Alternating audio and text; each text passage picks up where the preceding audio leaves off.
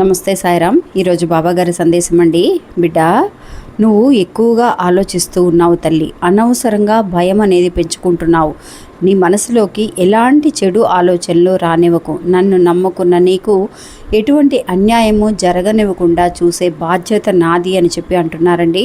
ఇంకా మీకు ఏదైనా కనుక పర్సనల్గా సమస్యలు అనేవి ఉంటే కనుక స్క్రీన్ మీద చూపిస్తున్న ఈ గురువు గారికి ఒకసారి ఫోన్ చేసి మాట్లాడండి. మీకు ఎలాంటి కష్టమైన సమస్యలనైనా సరే ఆయన ఫోన్ ద్వారానే పరిష్కరిస్తున్నారు. ఇంకా నిజంగా అండి, బాబా చెప్పే మాటల వల్ల మనకి చాలా వరకు కూడా ఓదార్పు కలుగుతుంది అని అనుకోవచ్చండి. ఎంతోమంది మంచి మంచి కమెంట్స్ చేస్తున్నారు.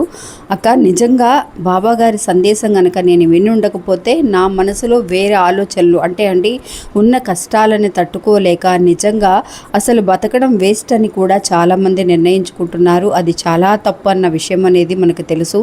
నిజంగా ఇలా చేయటం వల్ల మనల్ని మనం కష్టపెట్టుకోవడం మాత్రమే కాకుండా ఆ బాబాని కూడా మనం కష్టపెట్టిన వాళ్ళం అవుతామండి. నిజంగా బాబా మీద మన భారాన్ని వేసినప్పుడు ఆ బాధ్యతలన్నీ కూడా ఆయనే చూసుకుంటారన్న నమ్మకంతో ఉండాలే కానీ మనం ఎలాంటి ఒక ఆలోచనలోకి వెళ్ళడానికి మనకి ఎటువంటి అర్హత అనేది లేదండి. ఎందువల్లనంటే ఈ జీవితం అనేది ఆయన ప్రసాదించిందే కాబట్టి మంచో చెడో నిజంగా ఆ బాధ్యత, మన జీవితానికి సంబంధించిన బాధ్యత అంతా కూడా ఆయనకే అప్పగించమంటున్నారండి.